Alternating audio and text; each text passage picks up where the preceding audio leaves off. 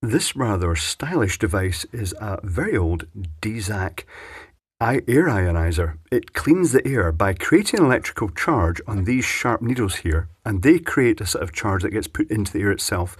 And then what makes it different from other ionisers is it's got this large base, and underneath this disposable paper sheet, which is wrecked, it has an aluminium mesh. And the mesh is connected not just to ground, but it's actually connected to a power supply inside that takes it to the opposite potential of these needles slightly, so that the dust will preferentially dissipate onto the surface of the paper that's actually on top of it.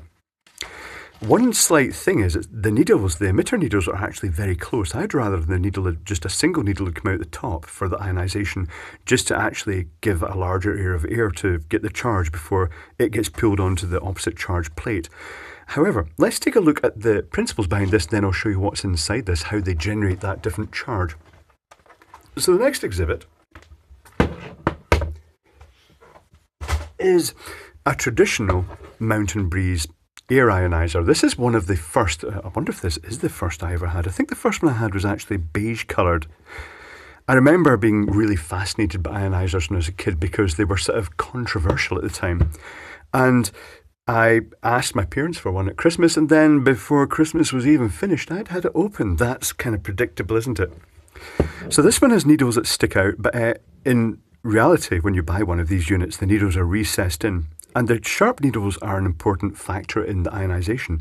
The other option from needles is to use fine carbon fibre, like this little tuft of carbon fibre strands that are super fine. The importance is the super fine here because it's the sharpness that makes them work. Now, to prove these do work, I've got an exhibit here. This is an ioniser fairly near me right now. It's in the game room and it sits on a shelf, and for this photo I picked it up and moved it to the side to show you how they work. This ioniser has been sitting there for a while, and you can see that it's precipitated all that dirt out around it. This is how you can tell they're working. If you have a standard ioniser like this and you I was going to say sit it on a sheet of paper, but I actually said shit it on a sheet of paper. Okay, if you shit it on a sheet of paper, it will, after a few days, you'll lift it up and you'll see an outline of the ioniser that's clean, and you'll see all the dust and dirt that's precipitated out. They work really well. It's a very controversial thing. So let's bring in the notepad and let's talk about how they work, and in particular how that Dezac one works with its other extra feature. So for a start, the principle of an ioniser is very simple. It runs off the mains. So you plug it into the wall socket, there's the wall socket, there's the plug, cable coming out and going to the ioniser, and the ioniser has super sharp needles sticking out the front of it. The wall socket is effectively referenced. You have this sort of phase and return, live, neutral, phase, and what's the other name? Live and return, hot and return. It basically has a route back traditionally to ground. Even though there's no actual earth connection, it will find that through the mains itself. And it creates, using a voltage multiplier inside, the earliest ones actually used a high voltage transformer with the 240 volt in the case of the UK winding, and the output would be several thousand volts. It would be, say, usually the maximum they could get off with without the transformer risking arcing over, and that would then be rectified and smoothed, and sometimes they'd have a couple of capacitor and diode stages to actually multiply the voltage up. More traditionally now, they use a traditional voltage multiplier based on small capacitors and diodes. It's just much cheaper and lighter than this transformer. And you have to avoid mixing these up. These ones have this sharp needle coming out the front, or the little tuft of carbon fibres. Don't mix these up with devices like this that call themselves ionisers, and they've got these sort of metal plates inside, and they've got a row of sharp points at the back of them. These are kind of partially ionise the air, but they're not really what I'd call ionisers. They are what I would call ozone generators. Big difference. One of the most notorious of these is the Ionic Breeze by what is the name of that company? Smarter Image, is it, made the Ionic Breeze. This one relies on a needle coming out the front. The ionic breeze had the metal plates. I'm kind of jumping the gun here. What I should explain is this. Once you raise a DC voltage, and it's a negative voltage they put out in these, once you raise it above about 3 kilovolts, if you have a round surface, a charge will accumulate all around that surface. But if you have a sharp point, the area of the concentration of the charge, it's more concentrated at the sharp point.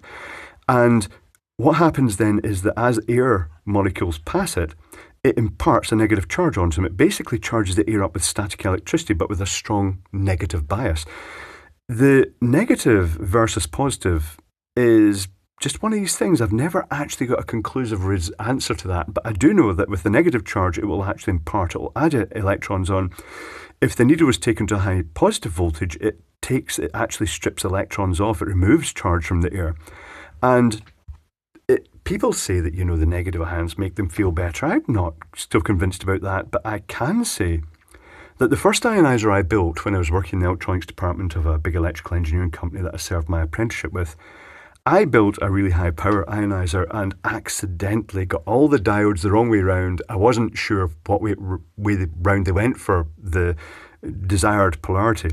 I tried to make a negative ioniser and I made a positive ion generator, and it still worked as an ioniser, but everybody in the room said they felt all muggy and headachy after I turned it on. Now, it may just have been coincidence, but maybe that is a sign that, positive ioniser stripping the charge out of the air is not a good thing. Putting a charge into the air has maybe a beneficial effect. It's controversial. The whole concept of ionisers is controversial, unfortunately, because ultimately it's just a little box that sits on a shelf and makes a very slight hissing noise. No moving parts, nothing obvious.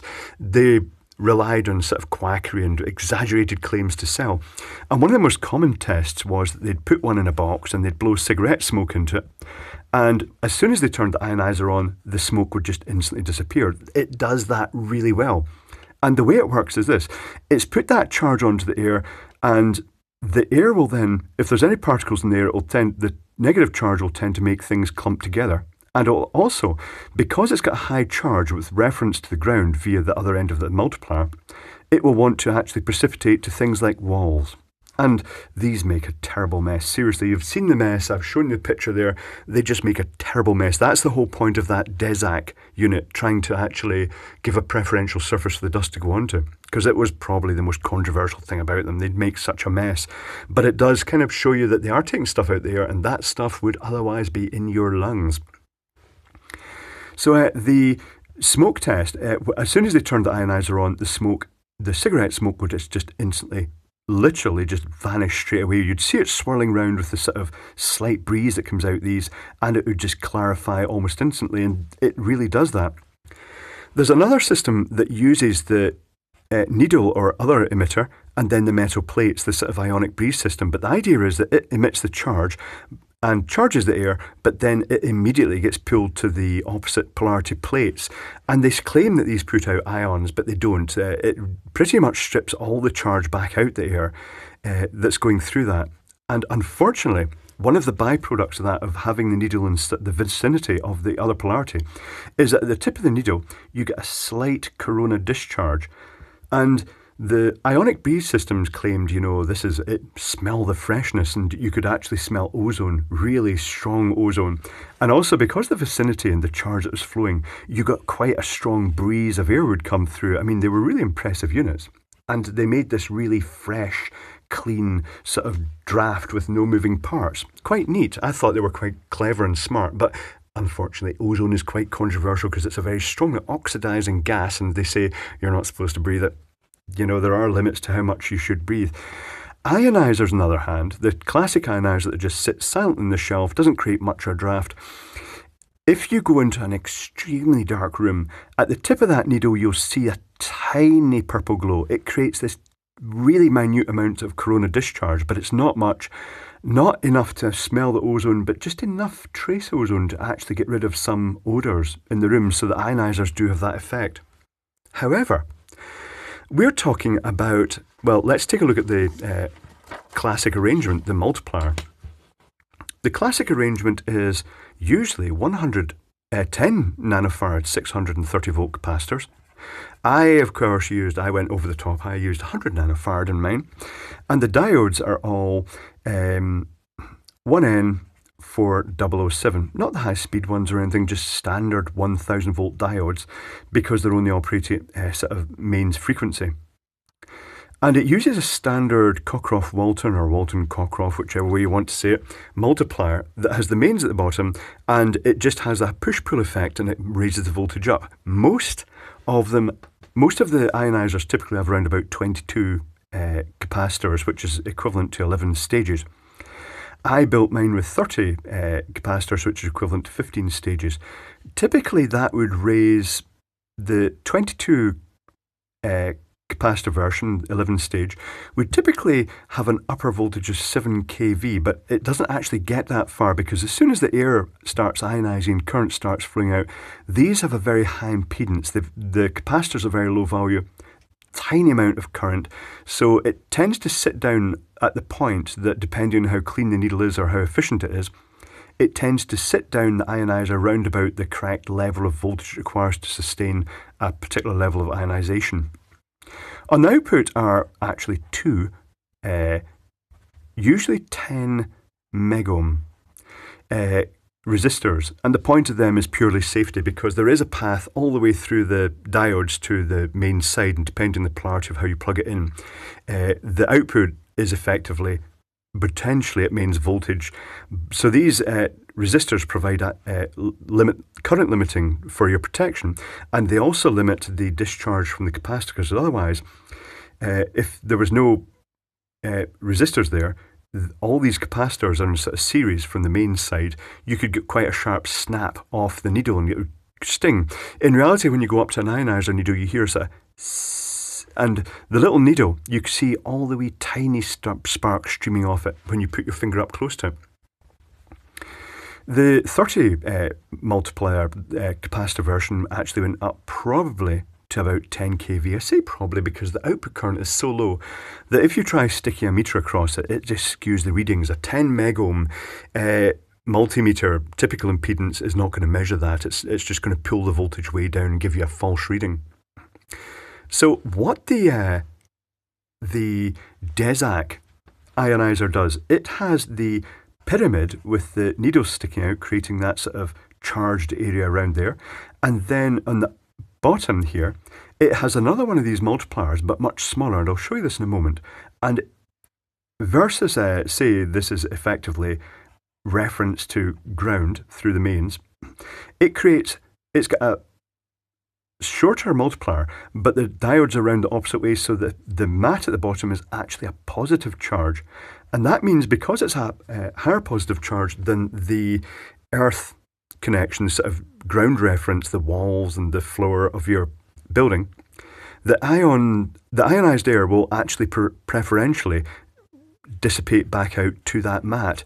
And I have to say, I think it's an oddity that they've got the needles so close to that, because it's almost like an ionic short circuit.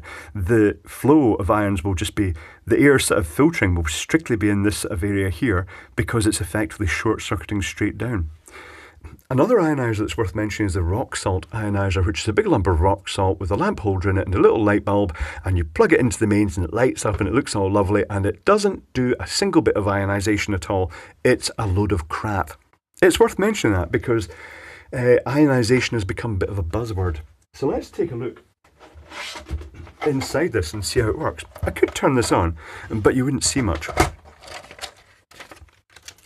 It has this fetching little blue tip here, but it's got an orange neon indicator under it, which is utterly pointless. I think this one has the orange neon indicator under it. Oh, is this coming out?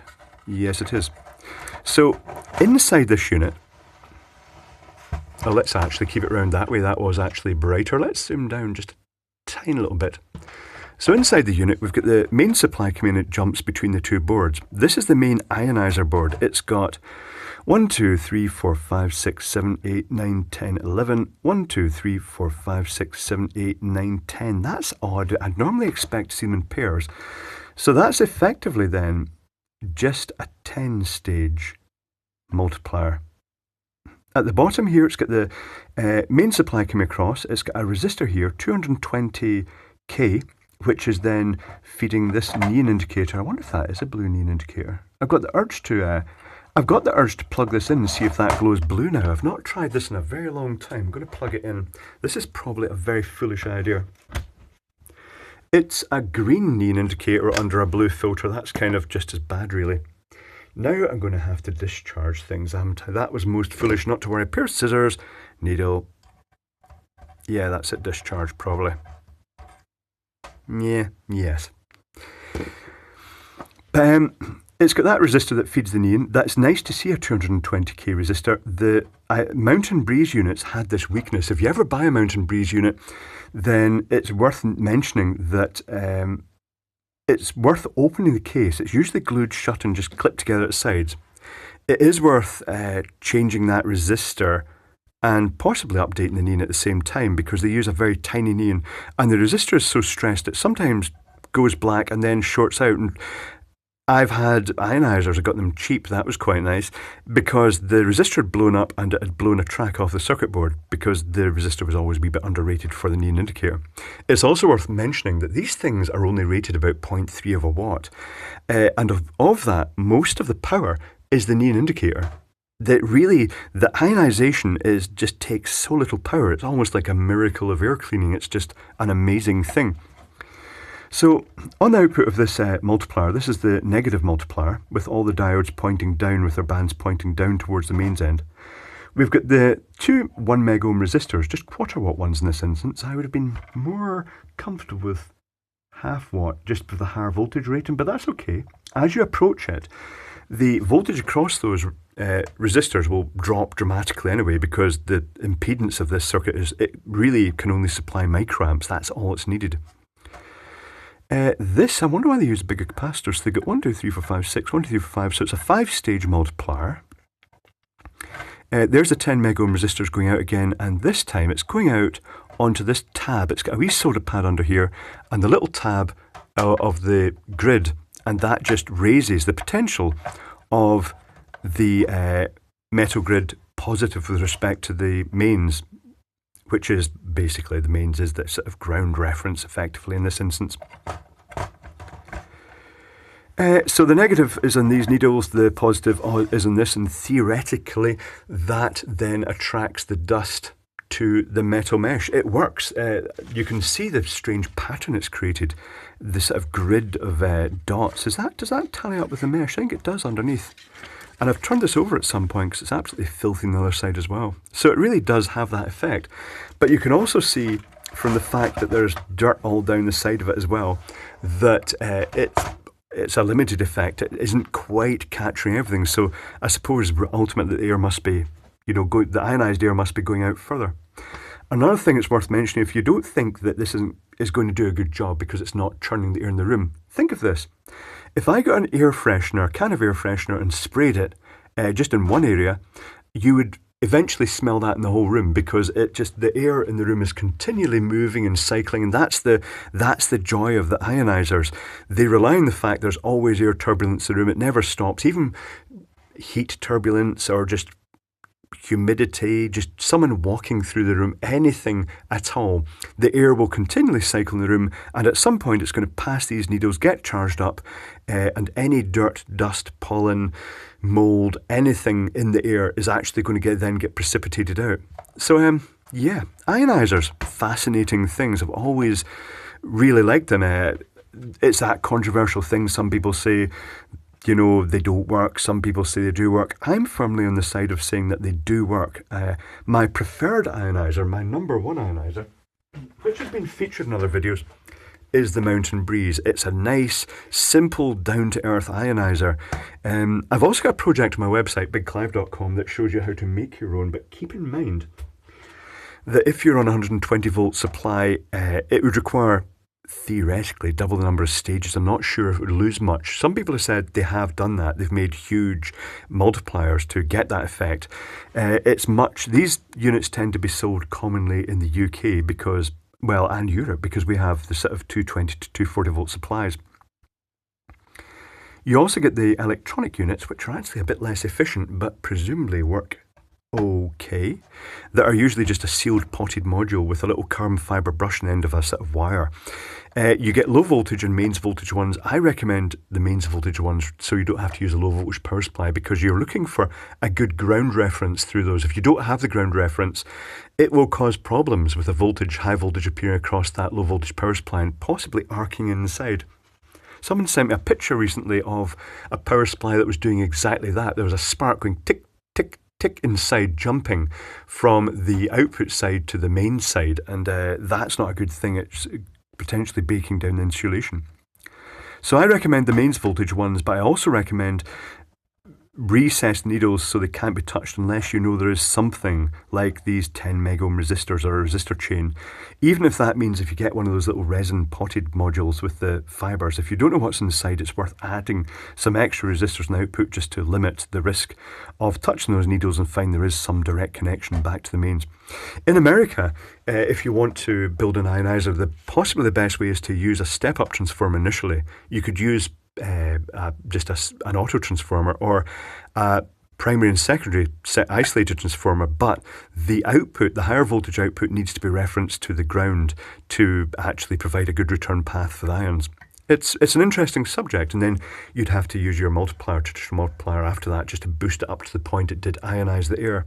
And after that, it's just a case of getting the finest stainless steel needles you can possibly find, or carbon fibre, the cord. This little thing here is a bit of the carbon fibre underfloor heating tape. It's perfect because it does have these ultra-fine conductive strands that are so fine that they produce a good ionization effect. They put out a good charge at the end. But a fascinating subject, and this is a particularly unusual and interesting unit, and this is how it works. Just the negative section and the positive section connect to the grid for that preferential return path for the charged air and dirt.